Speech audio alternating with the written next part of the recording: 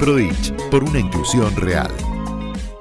Esta presentación lo hemos denominado Neuropedagogía y procesos de calidad en la educación, porque creo que es el tema más importante que hoy nos ha convocado. Estar reflexionando sobre nuestro quehacer de la educación, saber en qué estamos, cómo lo estamos haciendo, por qué lo estamos haciendo, y creo que hay una necesidad urgente de contextualizar nuevamente el discurso sobre la escuela y sobre la calidad de la educación. Qué pena que vaya a ser un poco odioso, pero quiero contarles un poquito por qué llegué al tema de la neuropedagogía. Yo soy psicóloga clínica, y he estado más de 25 años en el trabajo de la docencia universitaria y el trabajo también clínico con niños con trastornos del espectro autista, con niños con conductas disruptivas. Y una de las problemáticas que más observaba en la práctica clínica, sin duda, era la dificultad de la escuela para poder responder a todas las necesidades particulares que implicaba esta condición.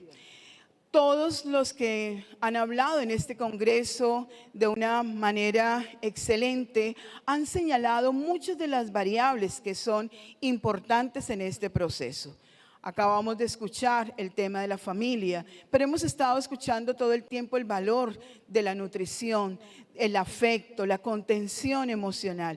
Y creo que todo eso de la mano del reconocimiento del valor del afecto en el proceso educativo, que ha sido uno de los elementos de la trazabilidad importante de este quinto congreso, nos ha demandado la necesidad de valorar ese lugar del docente.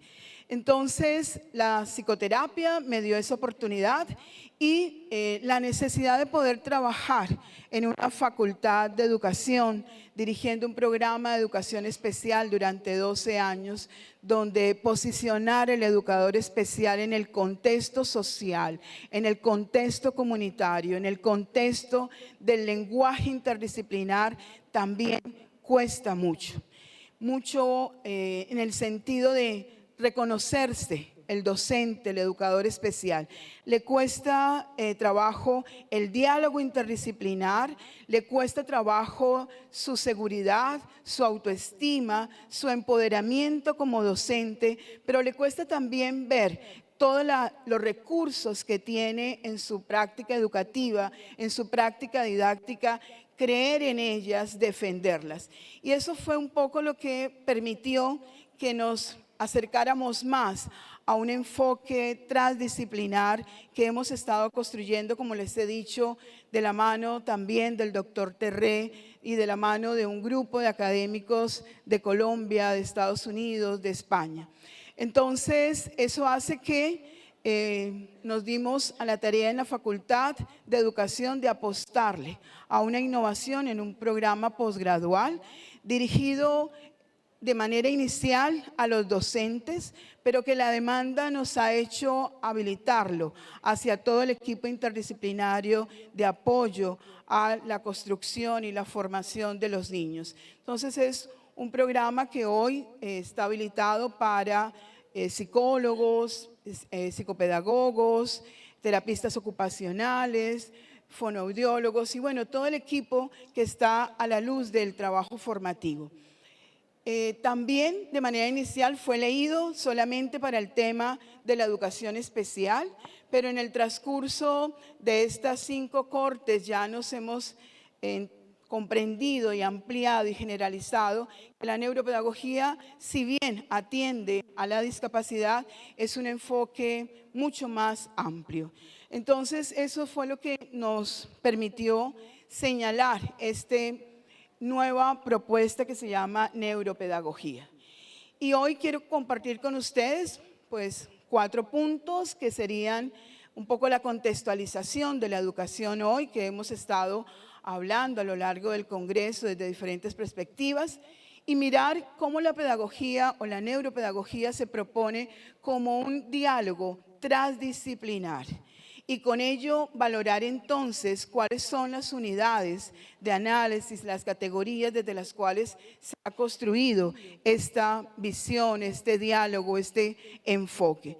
Y luego mirar el tema de la neurodiversidad como una de las perspectivas actuales de la comprensión de la discapacidad. Y posteriormente, pues dialogar con todos ustedes sobre el tema e invitarlos también a un evento de neuropedagogía en la ciudad. Entonces, frente al contexto, pues les estaba autorrevelando algunas de mis intereses y de mis inquietudes de por qué se propuso este programa. Y tiene que ver con esos dos elementos: el rol del profesor frente a las exigencias de una política social, económica, que exige el rendimiento de la escuela, pero que en ocasiones ese rendimiento está un poco ajeno a las características del estudiante y aún mucho más ajeno en ocasiones a las características y a todo el empoderamiento del docente. Entonces, la calidad educativa pues ha estado enmarcada en los discursos económicos, en los discursos que demandan esa condición de que en algún momento el estudiante pierde su nombre de ser Juan, Pablo, de ser María y posicionarse en sencillamente un número o un registro que desconoce exactamente cuáles son todos esos elementos que los sitúan como persona social de derecho, que está en una formación como persona y como ciudadano. Y también aquellos recursos que tendría el docente, en el sentido de algo que discutíamos ahora en el encuentro de líderes que se propuso en este congreso, y es todo el recurso que tiene el docente, pero que en ocasiones es un recurso que solamente lo tiene para él, y que cuando hace la organización de sus secuencias didácticas a veces está un poco temeroso en evidenciarlo, en reconocerlo. Entonces, pues el concepto de la calidad de la educación hoy, según la UNESCO, se propone desde 4 dimensiones que estarían señalando las características del estudiante en términos de salud, en términos de sus condiciones, pero también en términos de lo que podría ser los factores de su grupo social, familiar y político en el cual se enmarca. La segunda dimensión estaría dada por el proceso educativo, en el cual hay 2 variables según la UNESCO que corresponden al docente y a la práctica educativa, pedagógica y didáctica.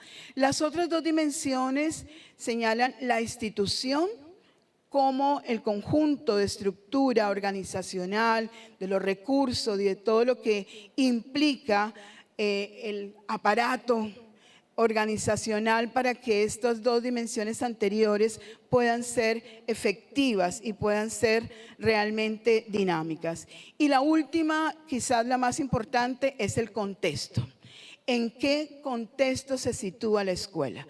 Y creo que en Latinoamérica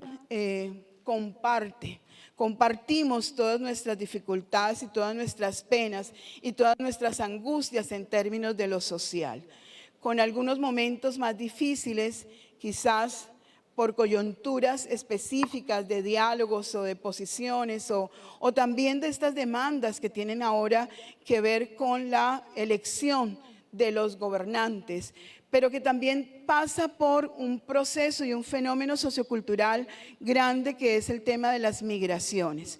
Entonces, el contexto en el cual se enmarca la escuela es esencial para evaluar también el tema de la calidad de la educación. Así que en ese contexto quisiera resaltar y sensibilizar sobre algunos elementos históricos, científicos y académicos.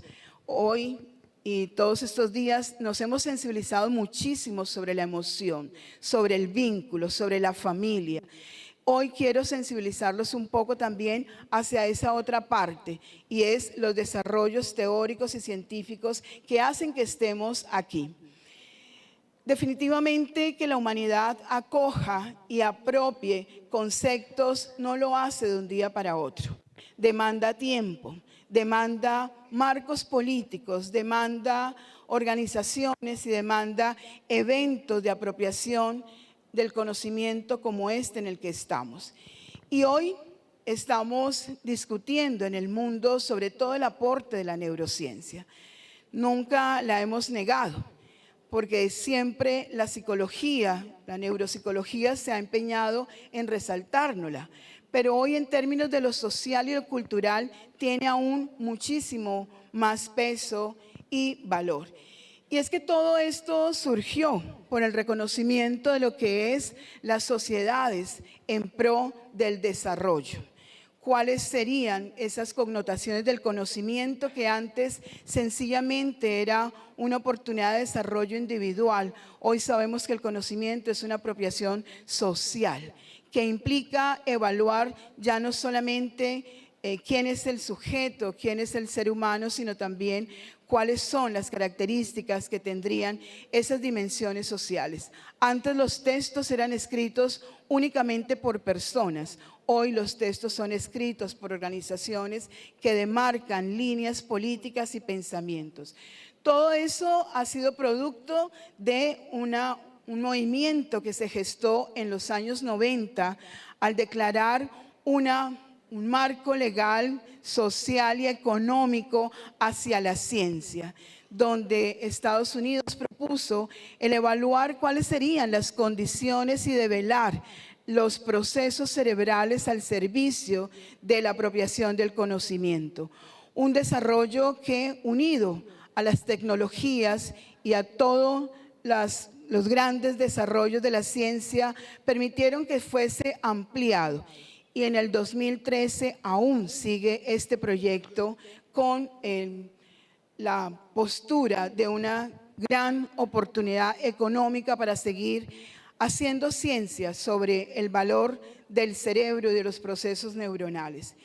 Pero sin duda uno de los elementos más claves de toda esta dinámica social y política fue el posicionamiento del ser humano como centro del desarrollo.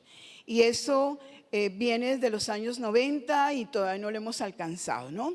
Todavía imponemos los derechos y las condiciones más económicas y sociales, y aún nos cuesta todavía centrar el desarrollo social y el desarrollo humano sobre la persona. Más aún, hay un llamado en la UNESCO y en la política de la educación en la Agenda 2030. Ya no pensamos solamente la educación para el desarrollo de instrumentos cognitivos como pensar o generar conocimientos científicos específicos de la escritura, del cálculo, del pensamiento, sino que ahora también nuestra educación debe apuntar hacia el desarrollo sostenible. Todo este movimiento que nos permite entrar al tercer milenio frente a una nueva posición sobre lo que es la educación. Y es por eso que quisiera resaltar cómo toda esta dinámica postuló al ser humano como el centro de las oportunidades y del desarrollo. Pero la persona, en el sentido de la revaloración que tenía ese aparato, por decirlo de alguna manera, que permitía redimensionar la producción y la capacidad del ser humano en los desarrollos sociales y en la reflexión sobre su entorno. Y por eso la persona como centro de desarrollo permite que la educación esté fusionada y dirigida hacia ese punto. Pero ¿quién es la persona? Y a partir de la neurociencia reconocemos que la persona es ese ser biológico que se va complejizando a partir de su desarrollo neuronal, pero en el marco de la dinámica sociocultural que le provee la cultura. Recuerden que les dije que no les iba a decir nada nuevo. Sencillamente voy a resaltar elementos teóricos y científicos para poder validar el concepto de la neuropedagogía. Entonces, hablar De esto es lo que nos demanda hoy que tengamos unas metas para el 2030. Ya vamos en el 2019 terminándolo y no sabemos si realmente lo alcanzaremos. Los organismos internacionales están haciendo un gran esfuerzo en jalonar políticas, los estados, las naciones, lo señalan en el marco de lo legal, pero ¿y en la práctica? Uno de los objetivos a la educación sería el objetivo del desarrollo sostenible número 4 que nos señala el garantizar una educación inclusiva y equitativa de calidad que permita proveer oportunidades de aprendizajes permanentes para todos. Eso demanda muchos elementos. El primero, pues garantizar. ¿Cómo garantizamos esa educación?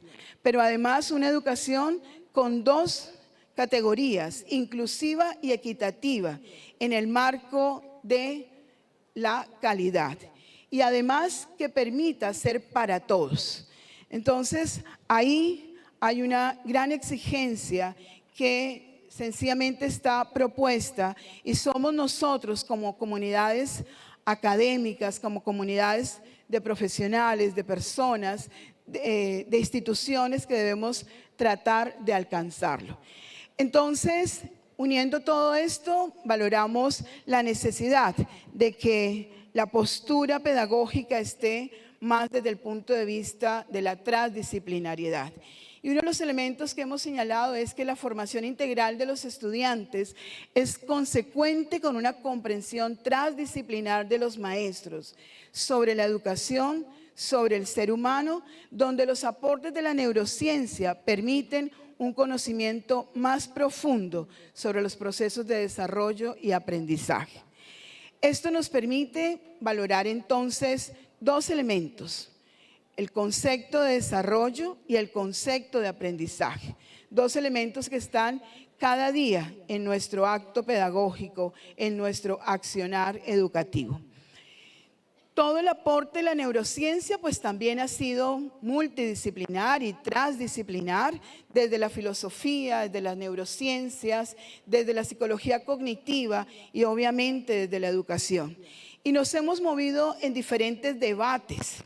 El primer debate propuesto en la filosofía pues obviamente fue la relación mente-cerebro, desde el punto de vista de la filosofía griega, pero que definitivamente ha estado más ampliado y los debates han extendido la incorporación de lo que sería la manifestación de la conducta, y fue la medicina y las ciencias de la psicología en términos de mucho más la salud que resaltó el tema de la conducta. Hoy los debates están siendo mucho más amplios y aunque están cobrando más vigencia, porque definitivamente desde las posturas sociohistóricas, culturales de la escuela rusa, vygotsquiana, de Leonti, de Luria, ya el debate entre la relación mente, cerebro, conducta y cultura hacía parte de la comprensión del sujeto. Y quise resaltar aquí en rojo el concepto de conducta, porque eso tiene además unas perspectivas de diálogo entre los profesionales. Cuando resaltamos la conducta como manifestación de salud o la conducta como manifestación de aquellas unidades de comportamiento que pueden ser disruptivas o no, pero que también ha hecho o ha permitido que el debate reconozca que la conducta es sencillamente un reflejo de toda la dinámica que tiene la relación entre cerebro y cuerpo. El cuerpo en las posibilidades de esa otra expresión, en esa expresión corporal, en eso que es una competencia importantísima del maestro, y es escuchar lo inaudible, aquello que estaría manifestado en la corporalidad que no es expresado en términos semánticos. Y obviamente la emoción, que siempre ha estado inmersa porque nunca se ha podido separar cognición y emoción, pero que en el discurso cobra un valor para ampliarlo, para relevar su importancia y su comprensión en los procesos de educación y pedagogía. Por eso, es que dentro del marco de la neurociencia tendríamos estas tres disciplinas posicionadas y que definitivamente nos permitirían hablar hoy de neuropedagogía. La neuropsicología, sustentada un poco más en la relación mente, cerebro y conducta, priorizando los procesos de maduración cerebral, los procesos de funcionalidad o la capacidad de detectar un déficit o una condición de deterioro. La neuropsicopedagogía, como ese valor que siempre ha permitido resaltar todos los componentes que la psicología ha aportado a la comprensión del comportamiento del proceso específico del aprendizaje, que serían las variables cognitivas, afectivas, emocionales, sociales y motrices en pro de la construcción de ese ser humano y de los procesos de aprendizaje y de construcción de personalidad.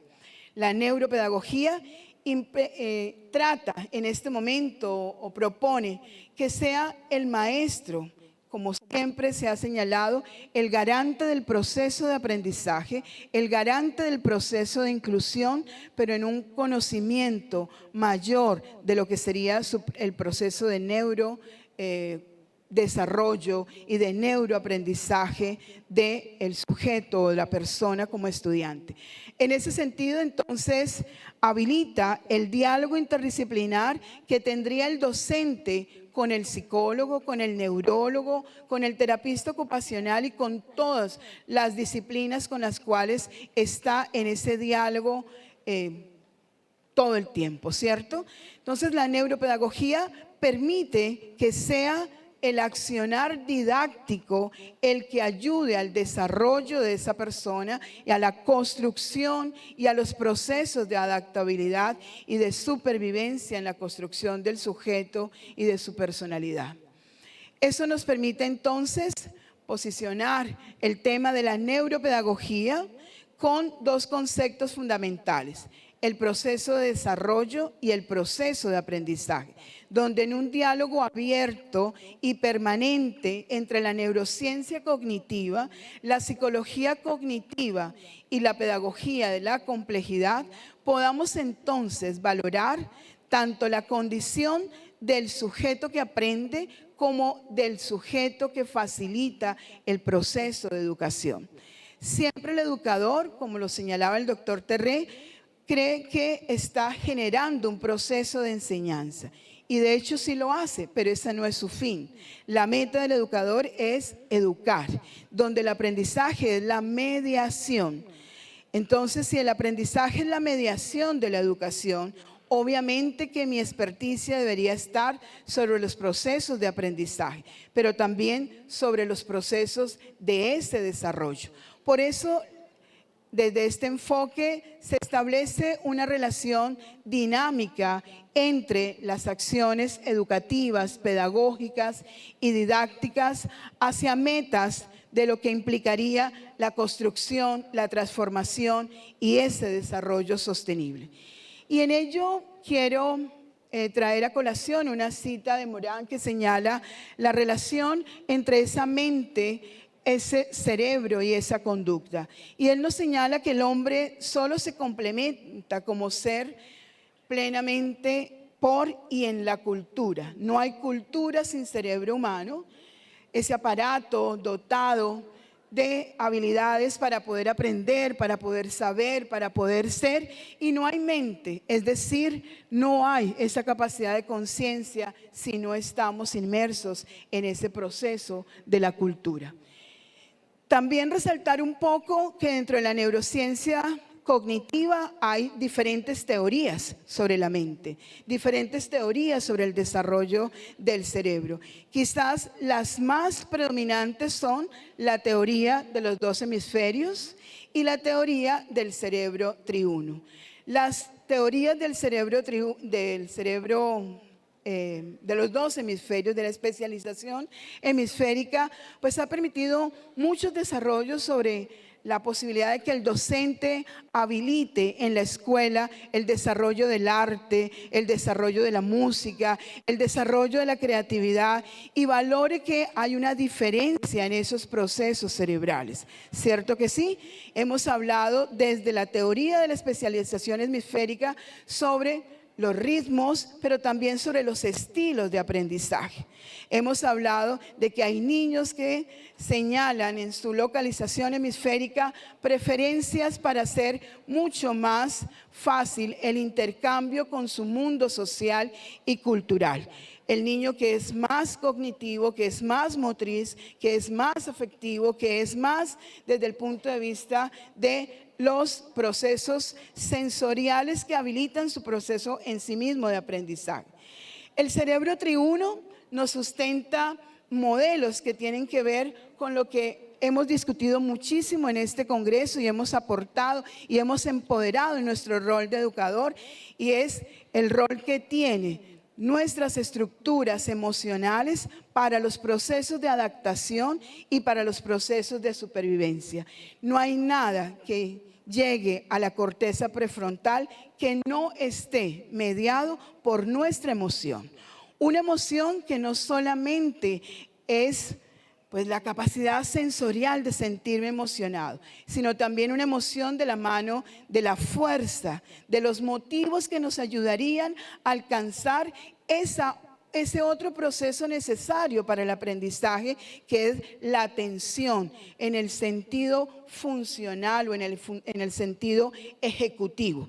Entonces, si todo proceso de aprendizaje y todo proceso de desarrollo es un poco ascendente, desde el estar despierto, tener conciencia, estar alerta a la discusión, al proceso que me va a presentar el maestro, y estoy motivado y desarrollo en ese discurso un interés, un motivo, y me emociona lo que estoy haciendo, entonces podríamos acceder al nivel de pensamiento, a las posibilidades del sostenimiento de esa atención superior tan necesaria en la construcción de algunos de los conocimientos científicos. Por lo tanto, hoy estas dos teorías confluyen y debemos tenerlas cada una detrás de nuestra oreja. ¿Cuál es la que en este momento me permite organizar de mejor manera una secuencia didáctica para un objetivo? Morán también nos señala, como les traje en la cita, ese bucle entre cultura y cerebro como la capacidad de educabilidad que tendría el sujeto. Ya quisiera como pasarle allí y hablar un poco entonces desde qué unidades conceptuales construimos esta reflexión de la neuropedagogía. Ya hemos hablado que hay dos, ¿cierto? Que es el desarrollo y el aprendizaje. Entonces vamos a hablar un poco de esas cuatro unidades: el concepto de desarrollo, el concepto de aprendizaje, el concepto de diversidad y nuestro fin, la neurodidáctica. Entonces, vamos a mirar que el aprendizaje es un proceso natural del ser humano. Nadie estaría ajeno a ese proceso filogenéticamente heredado, que es la capacidad de aprender. Todos los seres humanos aprendemos de manera constante. Si nos dejaron solos, si estamos con mucha gente, si hay alguien que dirige nuestro comportamiento, si hay alguien que acompañe nuestro sentimiento, nuestras actividades, todo el tiempo estamos aprendiendo. Por lo tanto, es un proceso natural cuya responsabilidad de conocer su complejidad debería ser de los maestros para proponer oportunidades pertinentes a esa individualidad, de la diversidad de los estudiantes, pero también de la diversidad de los entornos. ¿Para qué? Para construir no solamente seres humanos, porque vamos siendo seres humanos. La construcción es sobre la persona y sobre el ciudadano.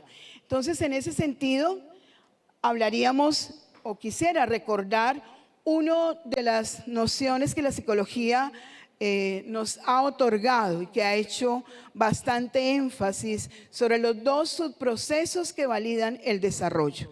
el proceso de la organización y la construcción.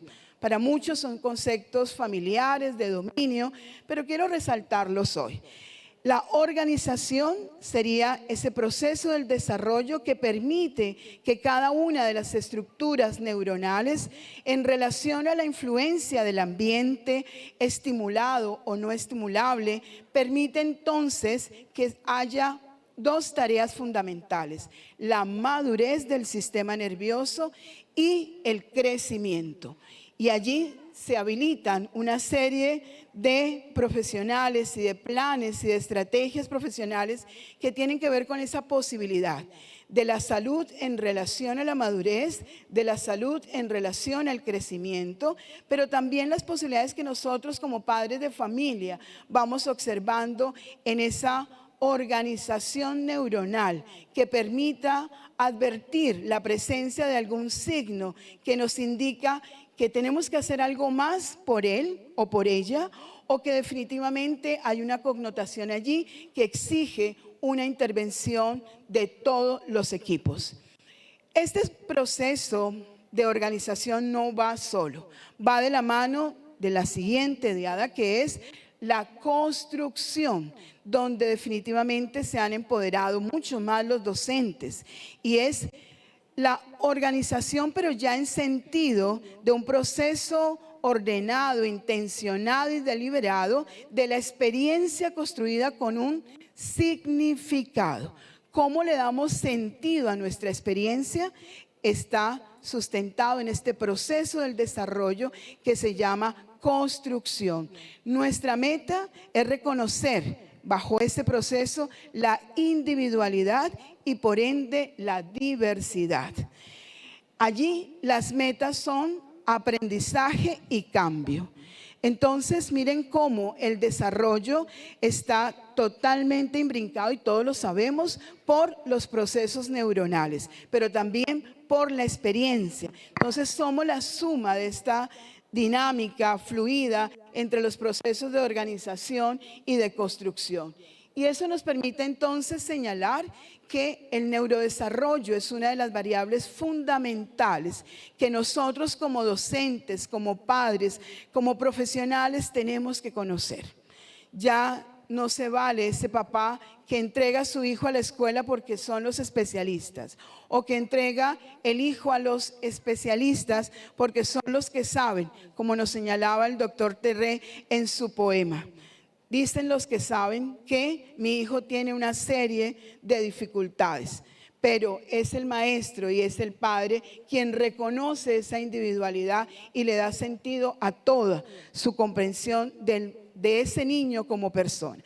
El neurodesarrollo se mueve bajo estas dos unidades también conceptuales, que es la plasticidad neuronal y el proceso de aprendizaje. Unidades que están de la mano de la comprensión de lo que hemos estado señalando, y es la diversidad humana, pero también la diversidad de los contextos. No es lo mismo facilitar un proceso de organización y de construcción en el Chaco que en Buenos Aires, que en Venezuela, que en Brasil, que en Estados Unidos, o que en Barcelona o en Barranquilla. El contexto demarca dinámicas específicas que hacen que ese sentido de la construcción sea totalmente individual. Por ello, enlazamos ese concepto de ese bucle entre cerebro y cultura como una dinámica importantísima. Y aquí voy a pasar un poco más rápido el concepto de neurodesarrollo, que ya lo hemos señalado como ese proceso dinámico de interacción entre el organismo y el medio para facilitar la maduración orgánica y funcional de nuestro sistema nervioso. Nuestro sistema nervioso es esa complejidad de un organismo que nos permite comunicarnos, tanto cerebro-cuerpo como nuestro ser con nuestro entorno. Entonces el neurodesarrollo establece esa dinámica para la construcción de la función psíquica, pero también para la construcción de los procesos de aprendizaje del cuerpo y la estructuración de la del otro proceso tan importante, a lo cual la psicología ha habilitado muchos marcos teóricos, que es el proceso de personalidad. Definitivamente tenemos dos grandes procesos en el desarrollo humano: el aprendizaje y la personalidad, complejos e interdependientes de las características de esta relación cerebro, mente, cultura. Y allí, entonces, bueno, quiero, de pronto ya muchos de los que nos han antecedido han hablado del tema de neurodesarrollo, pero solamente quiero resaltar que es un proceso continuo que demanda lo que hemos estado hablando de la maduración nerviosa, que en todo momento suceden de manera particular y simultánea, pero que se da con unas características individuales de su velocidad y de su desarrollo real. Por eso esta diversidad es tan importante, para que yo reconozca en el aula cada niño como una persona totalmente diferente, desde su organización neuronal, como desde el punto de vista de la construcción de su sentido de vida, y mucho más en la necesidad de mi organización pedagógica y didáctica. Entonces, este neurodesarrollo pues depende entonces de la experiencia que yo como educador pueda facilitar y de los dispositivos que tenga en ese contexto para permitir que la construcción de las redes neuronales sea cada vez en mejor función, en mejor bienestar, en mejor oportunidad para acceder a la construcción y el desarrollo. La siguiente variable es el aprendizaje. Y bueno, todos hemos hablado de aprendizaje y hemos tenido grandes cátedras sobre el aprendizaje. El aprendizaje ha tenido tres grandes momentos. El aprendizaje desde el punto de vista filosófico, unido a la construcción y a la adquisición de conocimiento desde dos grandes métodos, ¿cierto? Que es el empirismo y el racionalismo. Pero desde 1920 el aprendizaje no fue seguido en el concepto de adquisición de conocimiento, sino un proceso. Y eso se lo debemos a la psicología, que entendió que el aprendizaje es un proceso dinámico, fluido, por las características también dinámicas y fluidas de la mente humana. Y allí tres grandes paradigmas que nos han aportado a la comprensión del aprendizaje, que todavía coexisten y que todavía están siendo validados por muchas prácticas, y que, bueno, estarían también de la mano del reconocimiento de esa diversidad, que es el conductismo, el cognitivismo, el constructivismo, con cada una de sus características y con cada uno de sus teóricos que han hecho grandes aportes. Y la neurociencia, que nos permite reconocer que el aprendizaje es un proceso natural y que tiene un andamiaje biológico. Es decir, todos estamos en un constante proceso de aprendizaje. Esa biología del aprendizaje que nos permite reconocerlo como una característica de adaptabilidad, de supervivencia frente a la construcción del individuo. Así que por eso la UNESCO nos planteó y nos señaló las necesidades de esas categorías del aprendizaje. Y nos dijo Delors en la gran cumbre de la UNESCO en el 96 que los seres humanos no solamente aprendemos conocimientos científicos, sino que también estamos de la mano del aprender a ser, del aprender a conocer, del aprender a hacer cosas, instrumentos, procedimientos, pero ante todo aprender a convivir. Y ha sido las nuevas reuniones, las nuevas cumbres de la UNESCO que nos señalan la necesidad de que el aprendizaje también debe estar de la mano de la innovación. Y más recientemente, del conocimiento que debe tener todo ser humano sobre su conocer, su querer y su sentir. Por eso hemos hablado, o los teóricos nos señalan, la demanda de poder generar aprendizajes autodirigidos. El aprendizaje autodirigido significa que yo conozca mi proceso de aprendizaje, cómo se da mi proceso, cómo aprendo yo mejor, ¿Cuáles serían mis dificultades en ese proceso de aprendizaje?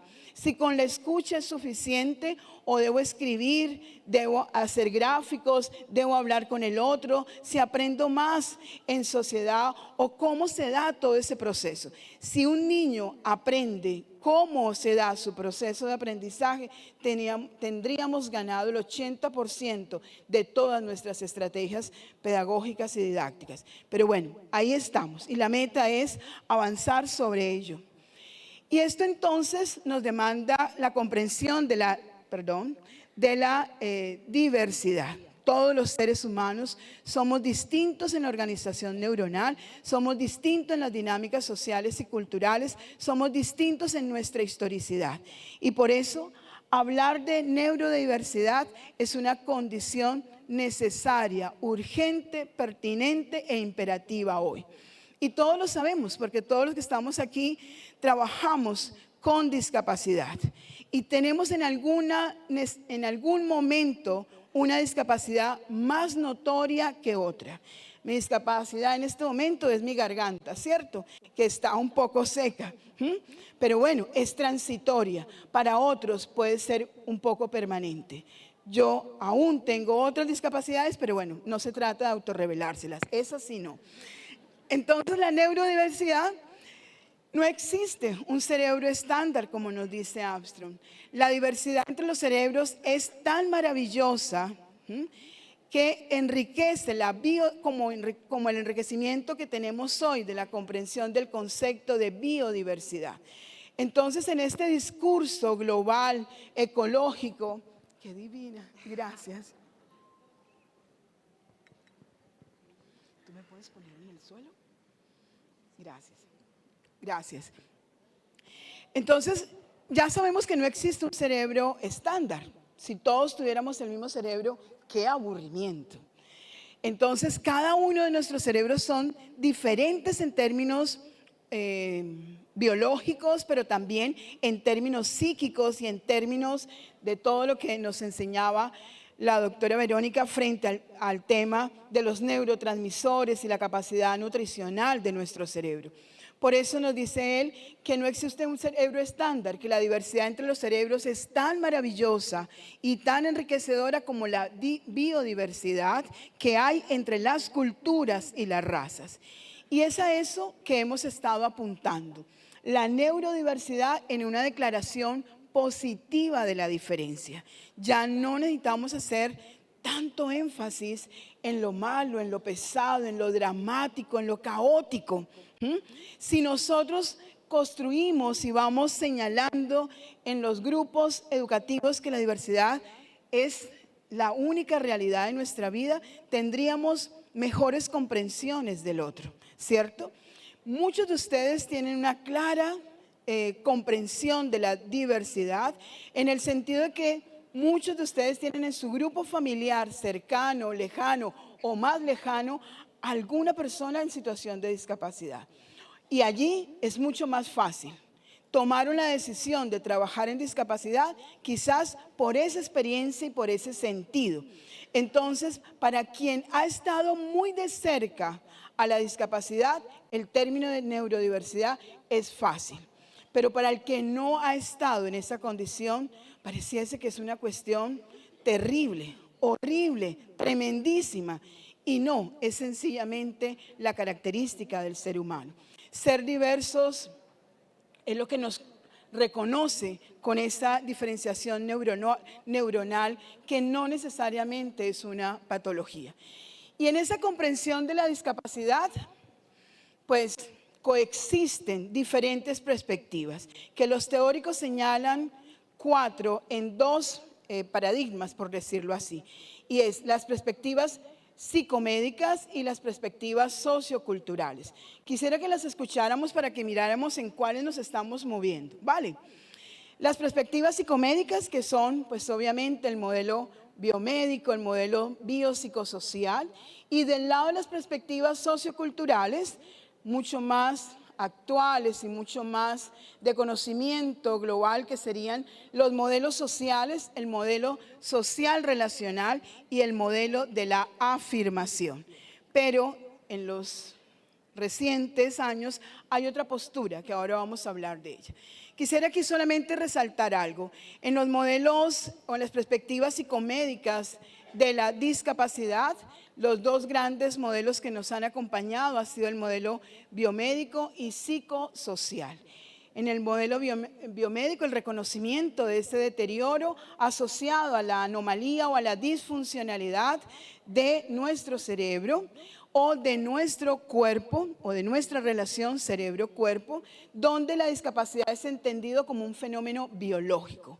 La relación de esa discapacidad estaría asociada al punto de vista de lo individual, una patología individual, donde la práctica profesional ha estado de mano de los médicos, de los equipos médicos y las prescripciones para la escuela, donde en la escuela se debe hacer lo que el médico o el especialista señala, ¿cierto? Un poco sin casi a veces ni voz ni voto, pero bueno, ese es el modelo. El modelo psicosocial sigue manteniendo el concepto de discapacidad bajo la noción de deterioro, el conocimiento de la anomalía estructural o funcional, donde la discapacidad es un fenómeno holístico que comprende tanto aspectos biológicos, psicológicos, sociales y culturales. Sigue siendo una patología individual y la práctica es interdisciplinar, medicina, psicología y educación. ¿Vale? Vayan viendo a ver en cuál están. Las perspectivas socioculturales de la discapacidad, que están desde los años 70 y que siguen siendo imperantes, aunque su teorización fue prioritariamente en los 80 y los 90, nos presentan el modelo social, donde hemos tenido un discurso de que es la sociedad la que desactiva, creando barreras estructurales para las personas con esa capacidad individual de su cerebro, de su relación cerebro-cuerpo.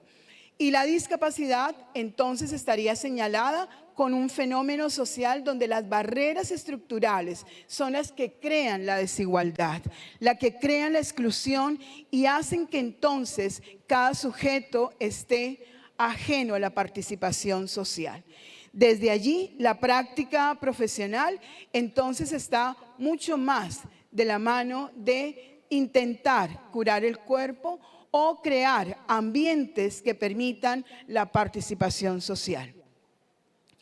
De la mano del modelo social está el modelo de la afirmación, donde la discapacidad es un fenómeno asociado más a las perspectivas del realismo crítico, donde se mantiene el concepto de deterioro y de discapacidad, pero es construido desde un punto de vista lingüístico, donde hay un contexto cultural que actúa como un sistema regulador que permite que entonces esas etiquetas jalonen el desarrollo de políticas, de normatividades y de procesos del cual yo estoy totalmente envidiosa desde el punto de vista de lo bueno y prodigio. Esa gran oportunidad de tener un instituto que vela por cada una de esas condiciones de discapacidad y la participación que tendrían las personas. Allí la práctica profesional estaría de la mano de, obviamente, si hay un deterioro y una discapacidad, entonces esto es construido culturalmente. Y si es construido culturalmente hay una ideología. Si hay una ideología, entonces podemos entender la discapacidad desde un punto de vista positivo y empoderarla para exigir y para lograr toda la participación social que tendría la persona en situación de discapacidad. El modelo social relacional señala la discapacidad como una realidad fisiológica o neurológica, pero construida desde elementos más culturales. El deterioro y o discapacidad puede ser una anomalía estructural o funcional y que además puede ser transitoria o permanente, pero está asociada a las barreras estructurales. Entonces, desde estas tres creo que es donde nos movemos la mayoría de posturas sociales, legales, normativas, pero también educativas. Y hay En los años 90 y en la última década se ha propuesto la perspectiva de la neurodiversidad. Desde esta comprensión que les señalo que la diversidad es una comprensión positiva de la individualidad. En ella se rechaza el concepto de discapacidad, se acoge el concepto de diferencia neurológica. Todos somos diferentes, todos nos organizamos y nos construimos en ritmos, en velocidades, en tiempos y en capacidades y destrezas diferentes. La diferencia de estos procesos estaría dada por la capacidad del proceso de aprendizaje, del lenguaje, en la conducta motriz, en el pensamiento, en la escritura, el cálculo, en toda la capacidad que tendría de la funcionalidad o disfuncionalidad, pero que es sencillamente una connotación de diferenciación como lo puede ser nuestro sexo, nuestra talla, nuestra etnia, nuestro color de cabello, nuestra estructura corporal. En este modelo, las experiencias aprendidas sobre la biodiversidad cultural y social deben aplicarse también a las diferencias y a la connotación de esa particularidad del cerebro humano.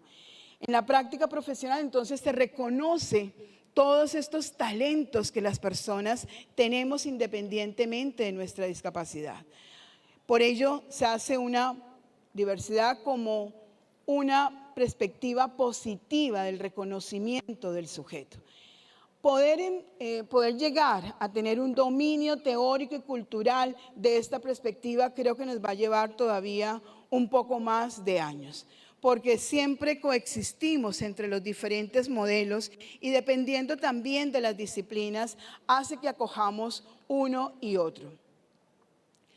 Y quisiera resaltar esto aquí, el proceso de formación y transformación de los estudiantes depende de las intenciones didácticas pertinentes, reconociendo las diferencias y despertando la emoción por el conocer, por el ser, por el saber hacer y motivar a transformar los entornos y sociedades desde su propio potencial.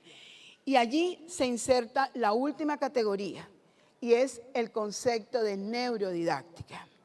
Una didáctica que implica la organización de mis secuencias pedagógicas y de organización metodológica, pero siempre en el respeto de esa diversidad, en un conocimiento profundo de los aportes que hace la neurociencia para entender esa individualidad.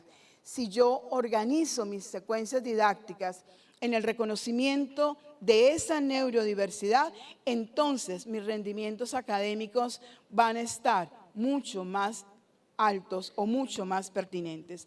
La neurodidáctica es un concepto que definitivamente está tomando mucha fuerza en el discurso, tanto de la inclusión social como la inclusión educativa. Y es que el enriquecimiento de todo lo transdisciplinar de la neurociencia hacia la educación ha permitido estos dos nuevos conceptos, la neurodiversidad y la neurodidáctica, conceptos que no son nuevos, que han estado allí en el debate, en el transcurso del desarrollo y la comprensión teórica y científica sobre el hombre, pero que ahora hechos sociales y políticos como la apuesta de los programas de ciencia en Estados Unidos hacia la relación cerebro y conducta permiten que hoy todos estos discursos estén un poco más validados, más reconocidos. Y así, el principio fundamental de la neurodidáctica entonces es hacer que los seres humanos aprendan en privilegio de sus talentos y sus intereses y no en el señalamiento y en el valor incisivo de su discapacidad. La discapacidad en muchas ocasiones es tan evidente y tan clara que no podemos hacer mucho en el aula. Pero ¿y qué pasa con esa persona? Esa construcción de ese ciudadano que está allí, con la emocionalidad que tiene ese estudiante. Entonces, hacia allá apuntaría el desarrollo de esta postura de la neurodidáctica. Y sabemos, como nos han explicado muchos de los disertantes anteriores, que la neurodidáctica posiciona un elemento de la perspectiva histórica cultural y es priorizar los procesos psíquicos superiores más que la construcción de un conocimiento científico. Aprender a leer, aprender a escribir, lo hacemos desde que nacemos.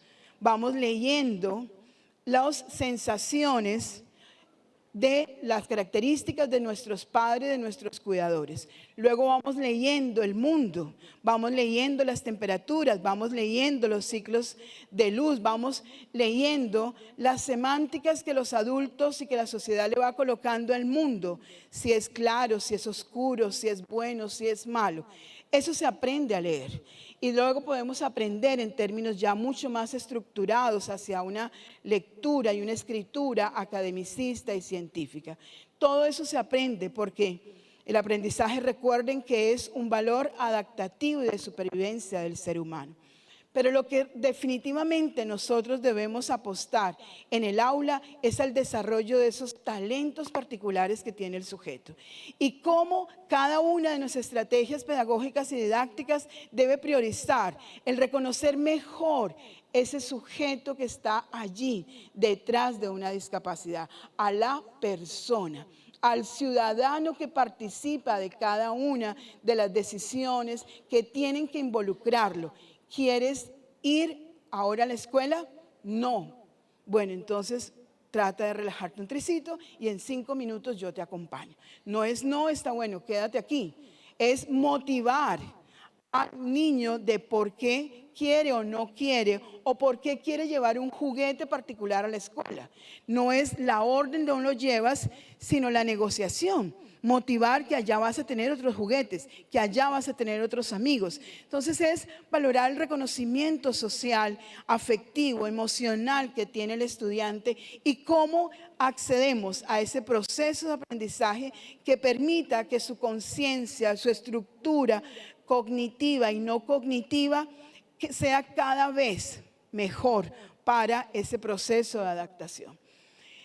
Y entonces esto nos pone de la mano de la neurodiversidad y la educación inclusiva. Y es que una posición que nos señala Armstrong es que nuestra verdadera identidad está definida por la particularidad de nuestro cerebro. Ya eso lo hemos marcado y remarcado en esta corta charla. Y es por ello que también, reconociendo esa diversidad funcional, pues estarían las posiciones que nos permiten hablar hoy desde Armstrong sobre el poder de la neurodiversidad para la educación inclusiva. La construcción de la educación inclusiva no está en una práctica solamente, depende del desarrollo de las prácticas inclusivas, de la elaboración y la revisión permanente de las políticas, pero ante todo en la construcción de esa cultura inclusiva. Y por ello quisiera acabar con el tema de la neuropedagogía. La neuropedagogía entonces es un enfoque que pretende empoderar al docente como único garante del proceso de educación al interior del aula. La neuropedagogía es el recurso epistemológico, pero también práctico en la didáctica que tendría el docente para poder enjalonar y poder organizar las secuencias de ese proceso de aprendizaje que yo hago.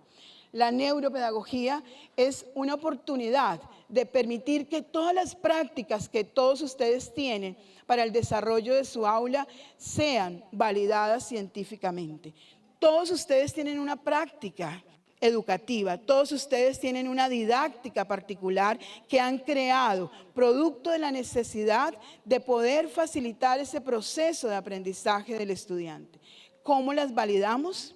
Eso es lo que quizás quisiéramos para el próximo congreso, escuchar esas validaciones que ustedes hacen de las prácticas que hasta ahora han tenido en el aula y que permiten empoderarles al docente en relación al grupo interdisciplinar, que pueda estar mucho más seguro de lo que hace frente al trabajo de un proceso colaborativo con el equipo de psicólogos, de neurólogos, de fonoaudiólogos. Empoderar al maestro en la posición de que lo que hace, lo hace bien. Y si eso lo sustentamos mejor en la comprensión de esa neurodiversidad, pues tenemos casi que todo ganado. Entonces, también quisiera resaltarles que dentro de la neuropedagogía, pues valoramos posiciones del aprendizaje que tienen que ver que el aprendizaje ante todo es un proceso social, ¿no? Y que luego es como lo incorporamos y estructuramos y le damos sentido a esa experiencia vivida en el aula. Priorizar mucho de lo que se ha señalado aquí, el aprendizaje cooperativo, el aprendizaje por proyecto, los diseños universales de aprendizaje ajustados a los contextos individuales. Entonces, la neuropedagogía es eso que quiero generarles a ustedes como ruido para que podamos empezar a valorar la neurodiversidad como una condición inherente a la construcción de nuestros estudiantes y la necesidad de nuestra práctica educativa. Muchísimas gracias.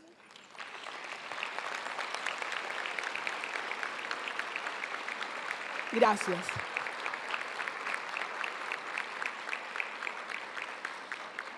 Muchísimas gracias. Quisiera saber si hay preguntas, quejas, reclamos, aportes infinitos, pero que hoy nos quieran compartir. ¿Sí?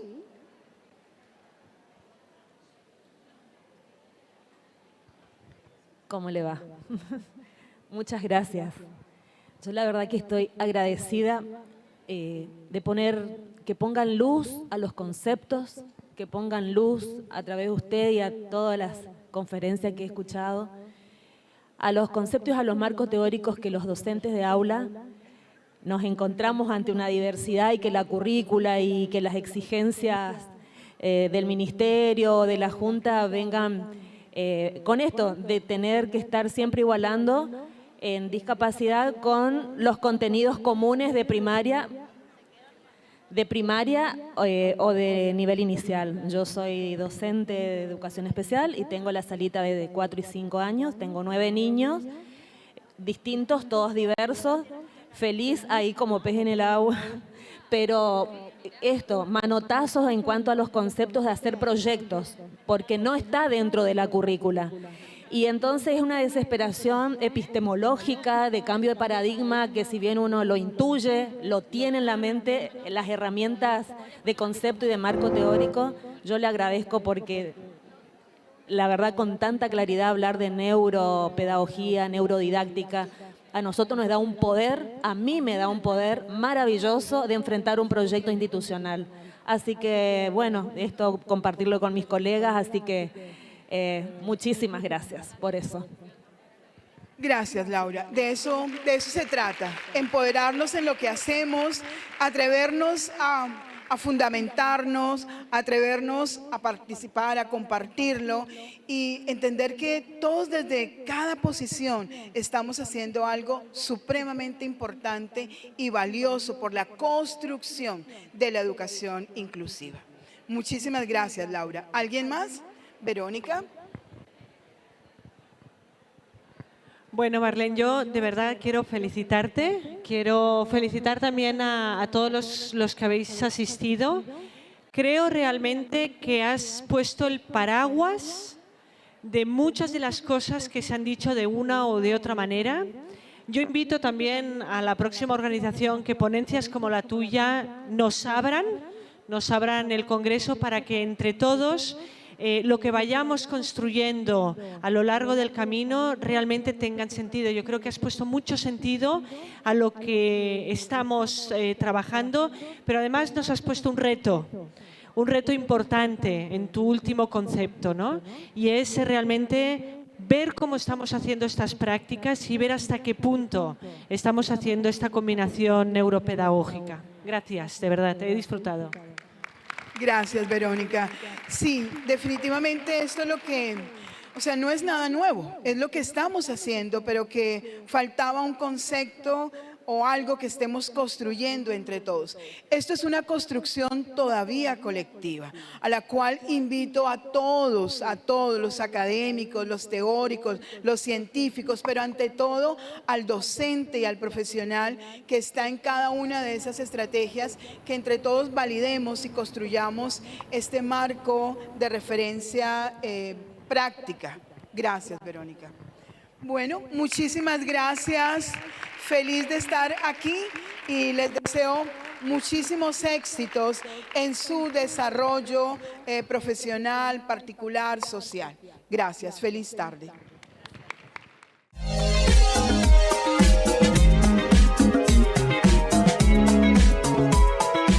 Y Prodich, por una inclusión real.